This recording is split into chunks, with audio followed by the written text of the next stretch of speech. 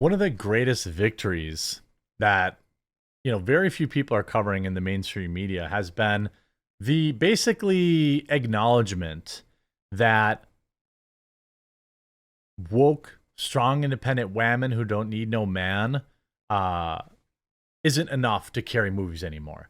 Now, maybe it was for some short period of time, even though everyone was like roasting it. A lot of people are still going to see these movies, but now we have basically 100% complete validation, and the media themselves have admitted it, and the stars of the Marvels have admitted it. They even came out to say, the media, this article in the media, which is just hilarious to me. This article by Paul Tassi on Forbes said, like it or not, the Marvels has now bombed in every way possible. I mean, this movie is a watershed moment for the end of the MCU.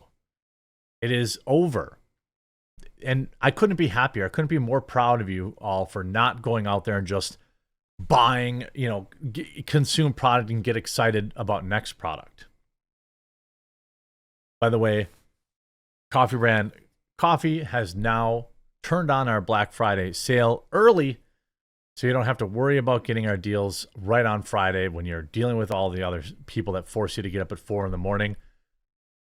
It's even better than last year's Black Friday. It's 20% off site-wide, 10% off our wildly popular gift boxes, which again, make sure you get those things before they sell out. They always do.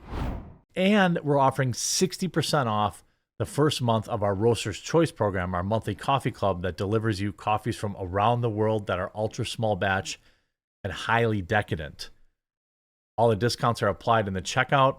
Time to stock up. Time to dive in, get those K-Cups, get one of our 20 different flavored coffees, our 15 organic teas, one of our 4 real cacao cocos.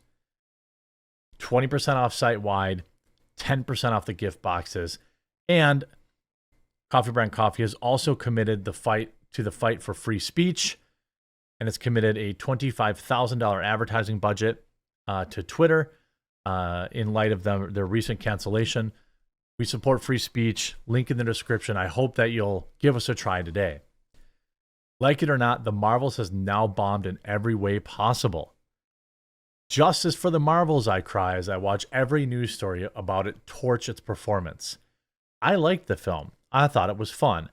While I don't think it deserves to fail, it very much has failed. Pretty much by every metric possible.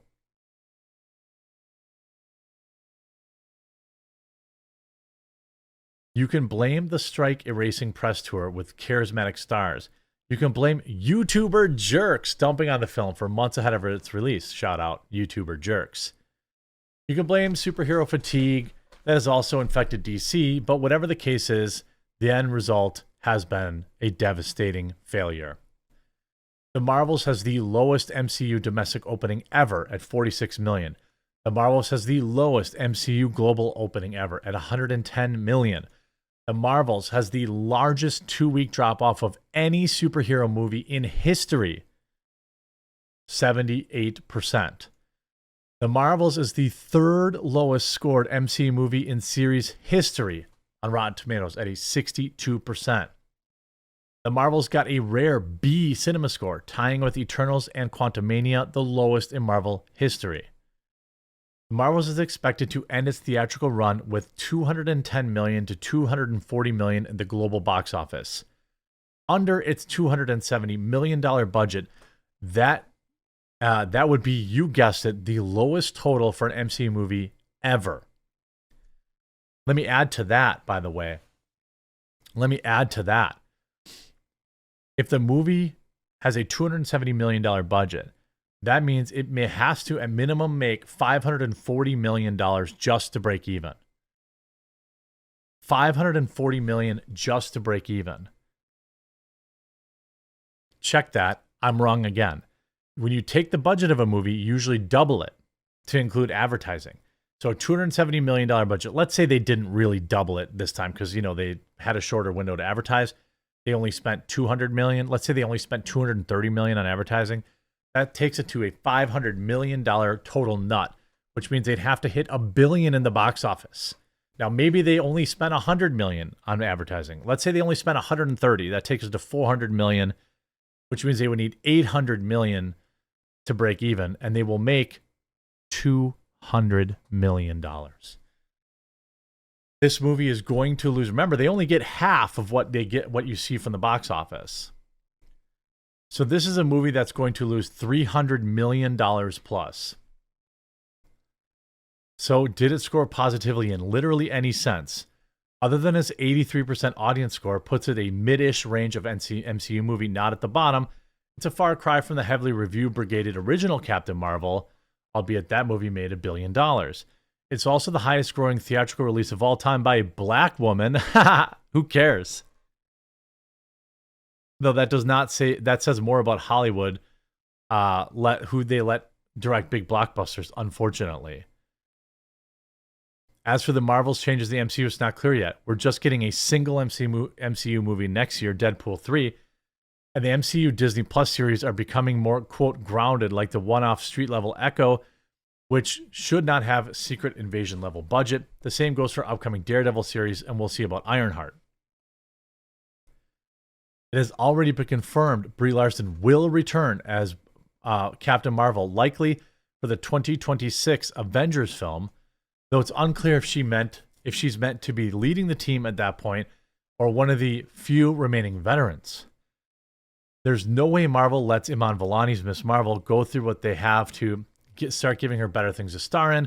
Teyonah Parris seems like she may be used as a literal bridge to the Fox X-Men in the universe given the events of the film, so I don't think much changes. This is the mainstream press finally admitting, like completely admitting that the movie has failed. I mean, even weekend box office, Hunger Games and Trolls opened far below predecessors. The Marvels has MCU's steepest sophomore drop in history. That's this headline from 11 a.m. earlier today. The Marvels collapses. Last week, I wrote about the disastrous North American opening weekend for the Marvels, in which it revealed about troubles for the Marvel Studios movie brand. Its $46 million debut was the worst in Marvel cinematic history. Things aren't getting much better for the Marvels this past weekend. It made about $10 million. That's a decline of 77% from its opening weekend. The worst drop in MCU history thus far. It's not just unusual for comic book movies to be front-loaded. It's not unusual, but even mega hits like Avengers Infinity Wars Endgame, which made $257 million and $357 million respectively in their openings, declined less sharply than their second weekends. At this rate, the Marvels won't just fail to make what these movies made in their opening weekends. It will fail to reach the $153 million Captain Marvel opening weekend. I mean, absolute disaster. This from Luis Fernando. That's it. The Marvels crashes and burns, making history and beating Morbius as the biggest second weekend drop of all time. Horrific legs, dropping 77.9% from opening weekend for a $65 million US total. It will be the first MCU film in history not to cross the $100 million mark in its entire domestic run. Leave a like on the video if you're watching right now and having a good laugh. Eyeing just a total $80 to $90 million US run. I mean, it was worse than the Morbius, worse than the Flash, worse than Dark Phoenix, which was another one of those kind of woke, strong independent women who don't need no man movies. I mean, yikes. And a lot of people are coping. To be fair, it's also a reflection of the economy. Wrong. Everybody's running out there to say, oh, it's the economy. It's the economy. No. Where was the economy excuse when Barbie was making $1 billion? When Oppenheimer was making just under $1 billion? When Five Nights at Freddy's is going to make $400 million on like a $50 million budget or $20 million budget, something insanely small. Like, it is an absolute collapse. And now even the star of the film, Iman Vellani, says The Marvels flopping at her box office is a job for Bob Iger to focus on, not her. What's the point? It has nothing to do with me. She literally said, the movie flopping has nothing to do with me. I don't understand. I don't understand. You are 1/3 of the starring cast. It absolutely has everything to do with you, Iman Vellani. Now, I will say it. Your character, the character that you play, is quite likable. I'm not sure there's anything... I'm not sure there's really anything that she's said outside of this, that's been offensive or pushed people off. Lord knows this is going to be an absolute write-off. The Marvels is shaping to be the biggest box office flop in history of the Marvel Cinematic Universe, but that's no concern for Iman Vellani. The 21-year-old actor makes her big screen debut in the superhero tentpole by reprising a role of Kamala Khan from Disney Plus television series Ms. Marvel that nobody watched. In an interview with Yahoo Entertainment following this movie's disastrous opening weekend, Vellani said the Marvels flopping is an issue for Disney CEO Bob Iger and not her. What? I'm not even sure. I'm not sure how you could blame Bob Iger. I don't want to focus on something that's not even in my control because what's the point? She said, that's for Bob Iger. I'm happy with the finished product. And the people that I care about enjoyed the film. I mean, she's like on that copium. The people that I care about liked it. So, oh well. Why didn't she just come out and say, well, I got paid? Because that's essentially what she's saying. I got paid. I got paid the same anyway. Now, granted, it is Bob Iger's fault for making this movie in and of itself at all. Bob Iger is the one that's pushing the MCU on everybody. And, I guess I believe with her. I believe her. Now, she's obviously up on that copium. In her Yahoo interview, Vellani also addressed Stephen King's recent defense of the movie. Some toxic trolls on social media have been celebrating the Marvels flopping because the story centers around 3 female superheroes. Quote, I don't go to MCU movies. I don't care for them. Excuse me. But I find this barely masked gloating over the low box office numbers very unpleasant. He added to the separate post, some of the rejection of the Marvels may be adolescent fanboy hate, yuck girls. I mean, Stephen King sure knows about flops. The guy hasn't written a good book in a million years. All of his best works were from 40 years ago.